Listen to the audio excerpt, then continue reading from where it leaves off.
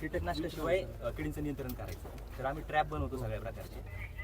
हो, माझ्याकडे कार्ड दिलं का नाही? रात्री काढले होते मी. तुम्हाला एक आम्हाला गिफ्ट पण द्यायचं होतं. सर इकडे घड्याळ बंद आहे पण टाकल्यावर चालू होतं.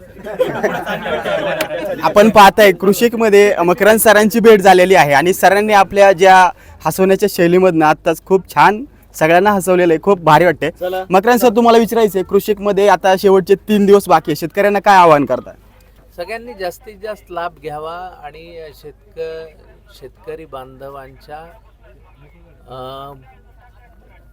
मूळ जी किंमत दरवर्षी लागते त्यांना सुरुवातीच्या काळात जी इन्व्हेस्टमेंट असते, जी लागत असते, ती कमी व्हावी असा उद्देशाने आणि जास्तीत जास्त चांगलं उत्पन्न घेण्याच्या उद्देशाने नवनवीन जे तंत्रज्ञान आलं आहे त्या सगळ्या ह्याचा अभ्यास करून आणि शेतकरी बांधवांनी जास्तीत जास्त ग्रुप तयार करून गटशेती फार्मर्स कंपन्या या माध्यमातून स्वतःचं एक स्ट्रॉंग असा सगळा ग्रुप उभा केला पाहिजे असं मला वाटतं.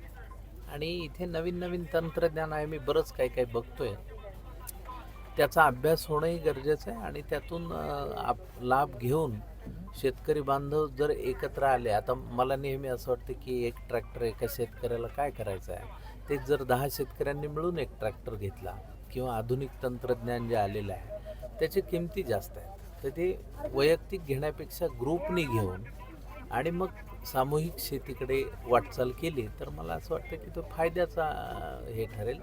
आणि मुळात जी लागत आहे सुरुवातीला लागणारी त्याच्यावरचं अवलंबित्व म्हणजे शेतकरी बांधवाचं अवलंबून राहणं थोडंसं कमी होऊ शकतं जर एकत्र आले तर.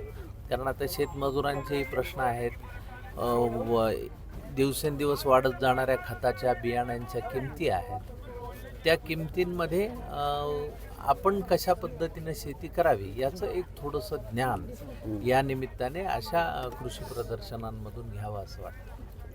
नक्कीच खूप छान पद्धतीने मकरंद सरांनी सर्व शेतकऱ्यांना आवाहन केलेलं आहे. या गोष्टींकडे सर्व शेतकरी लक्ष देऊन गटाने शेती करतील, निश्चित हेच सांगतो. धन्यवाद. बारामती.